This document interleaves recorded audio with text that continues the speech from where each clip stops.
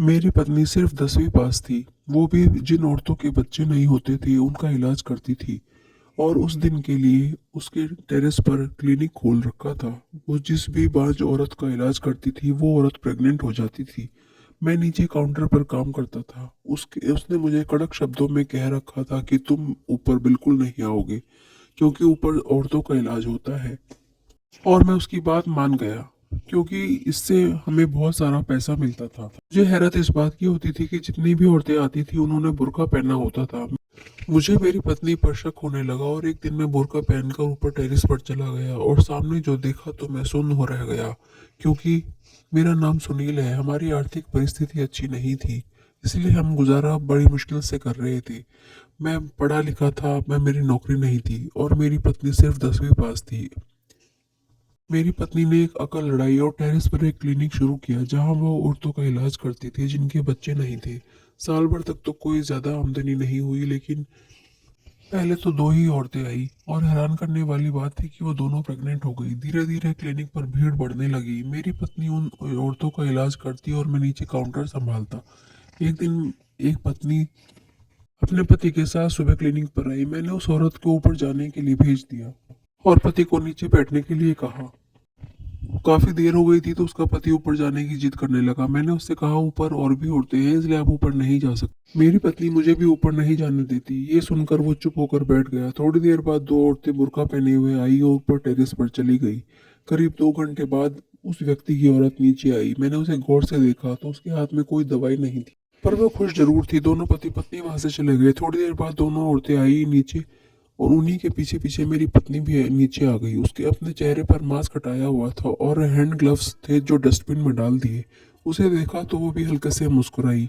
तभी मैंने पूछा, संगीता, तुम सिर्फ 10वीं पास होकर भी ऐसे इलाज कैसे कर लेती हो? उसने कहा, मेरे लिए बस इतना ही काफी है कि इन स्त्रियों की गृहस्थी टूटने से बचाई है। मैं सुनकर शांत हो गया। वो मुझसे क्या छुपा रही थी? आखिर मैं भी उसका पति हूँ।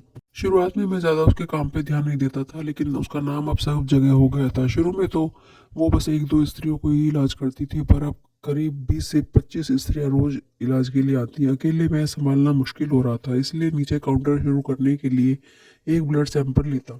इस ट्रीटमेंट में 3 से 4 घंटे लगते। मैं हर बार उससे पूछता कि तुम किस तरह इलाज करती हो, वो टाल जाती। कभी कभी सोचता था क्लिनिक में पेशेंट होने पर मुझे जाना मना है, पर पेशेंट ना होने पर भी मेरी जाना सख्ताई से मना थी।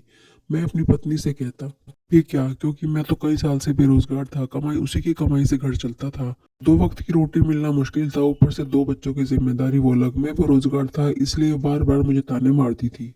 कई बार तो लड़कर अपने मायके भी चली गई थी। एक दिन वो मेरे पास आई, मुझसे कहने लगी, सुनील, मुझे टेरेस पर एक क्लिनिक शुरू करना है।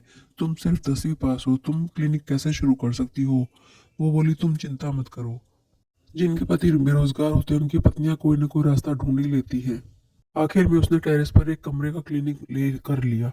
जिन औरतों के बच्चे नहीं होते मैं उनका इलाज करूंगी। शुरू शुरू में तो मैंने उसका मजाक उड़ाया, पर अपने इरादों की पक्की निकली। मैं पहले से ही नहीं जानने में लगा रहता था कि आखिर वे ये सब कैसे करती है। बाद में सोचा, अगर ये सब हो रहा है तो अपने घर के लिए ही है। मेरे माता पिता को गए काफी लंबा अरसा हो गया था। मेरी छोटी बहन प्रिया शादी को भी 10 साल हो गए थे, लेकिन उसके कोई बच्चा नहीं था। उसके पति उसे बहुत परेशान करता था और दूसरी शादी करने की धमकी देता था।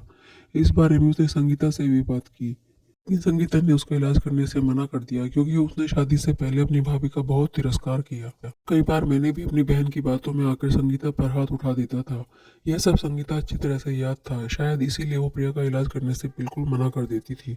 संगीता का क्लिनिक बहुत अच्छे से चल रहा था। हमारे पास काफी पैसे आ जाते थे। कभी कभी मुझे नींद नहीं आती थी ये सोचकर कि संगीता इलाज कैसे करती है। एक दिन एक बूढ़ा आदमी आया। मैंने उसे नीचे सोफे पर बैठने के लिए कहा। उसकी पत्नी को ऊपर भेज दिया। थोड़ी देर बाद वो दोनों औरतें बुर्का पहने आई और ऊपर जाने दिया। उन दोनों औरतों की क्या परेशानी थी जो संग दूर नहीं कर पा रही थी, क्योंकि दोनों रोज क्लिनिक आती थी। 3-4 घंटे बाद औरतें नीचे आई और उनके पीछे पीछे दो औरतें भी आई। वो औरतें जल्दी ही जाकर निकलने की तैयारी में थी। अभी मेरी नजर उनके पैरों पर पड़ी। उन्हें आदमियों की चप्पल पहन रखी थी। मैंने उनसे कहा, आप लोगों में से कोई कई दिनों से यहाँ आ रही हो, कोई दिक्कत दूर नहीं हुई? उन्होंने कहा, हम यहाँ औरतों का इलाज करने आते हैं। अब मेरी समझ आ रहा था कि उन औरतों का इलाज करना नाम संगीता का होता था। उतने में मेरी बहन प्रिया का फोन आया। भैया, कुछ भी करो, भाभी को समझाओ कि वो मेरा इलाज करे, नहीं तो मेरे पति मुझे तलाक दे देंगे। मैंने उसे बहुत समझाने के बाद फोन रख दिया।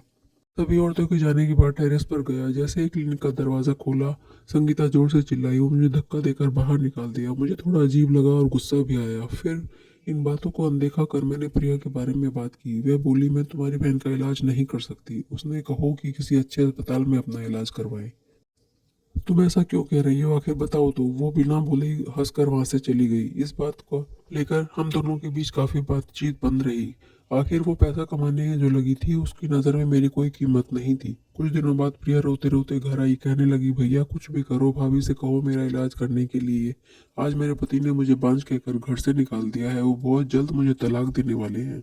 संगीता सुन रही थी। इन बातों का उस पर कोई असर नहीं हुआ। मैंने संगीता के सामने हाथ जोड़े और प्रिया से, शादी से पहले तुम्हारे साथ जो व्यवहार किया उसके लिए मैं माफ़ी मांगता हूँ। उसका इलाज कर दो, वरना उसका पति उसे तलाक दे देगा। हाँ तो कोई बात नहीं, हम प्रिया की दूसरी शादी करवा देंगे, पर इसका इलाज नहीं कर सकती। मैंने हैरानी से उसकी तरफ देखे जा रहा था। ये मेरा नाइलाज है। मैं अपने घर की औरतों का इलाज नहीं कर सकती। और वो ऊपर क्लिनिक में चली गई। कुछ दिनों बाद प्रिया का तलाक हुआ और वो हमारे पास आ गई। मुझे संगीता पर बहुत गुस्सा आ रहा था। वह मुझसे भी पता करना था कि प्रिया का इलाज क्यों नहीं किया। अब वो प्रिया संगीता का और भी तिरस्कार करने लगी। भैया, क्यों भाभी ने मेरा इलाज नहीं किया, वो मुझ पर नज़र रखती। मैंने कहा, ये मेरी समझ नहीं आ रहा, पर तुझे कोई रास्ता नज़र नहीं आ रहा। नहीं भैया, कोई तो बात ज़रूर है।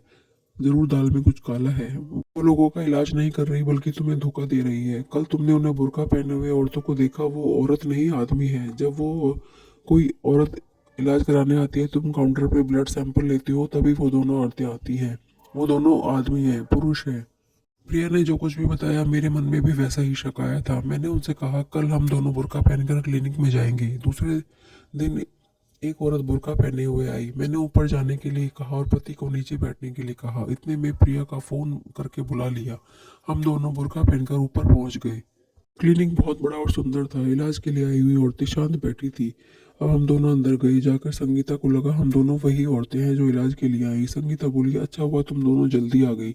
ये लो फाइल, इसका नाम लिखो। इसका ब्लड ग्रुप B+, और इसे B+ वाला ही बच्चा दे दो। हम दोनों ने अपने चेहरे से बुर्का हटा दिया। हमें देखते ही संगीता दंग रह गई। अब तो उसे हमें बताना ही पड़ा, आखिर ये इलाज कैसे करती हो। तब संगीता कहती है, तुम तो बेरोजगार थे, गरीबी ने अपने कितने हाल किए। तभी मेरी एक सहेली मुझे एक औरत के इलाज के लिए लेकर आई। मेरी एक सहेली NGO चलाती है, जहाँ अनाथ बच्चों को संभाला जाता है। उनके माँ बाप कूड़े में फेंक कर चले जाते हैं, या फिर बिन ब्याही लड़कियां भी उन NGO में अपने बच्चे देकर जाती हैं। उन बच्चों की देखभाल करती है। उन्होंने मुझे बताया कि समाज में जब स्त्री को कोई बच्चा नहीं होता, तो दूसरे शादी करने के लिए उन्हें छोड़ दिया जाता है। कितने ही लोगों की गृहस्थी बर्बाद हो जाती है। मेरी सहेली ने उसके 2 नौकर दिए। जब कोई इलाज के लिए औरत आती थी, तो साफ बता देती थी कि कोई इलाज नहीं किया जाता, जबकि इलाज नहीं करूंगी लेकिन तुम्हें बच्चा जरूर मिलेगा। मैं उस औरत और उसके पति का ब्लड ग्रुप लेती थी, और उसी ब्लड ग्रुप का बच्चा उन्हें 9 महीने बाद दे देती थी।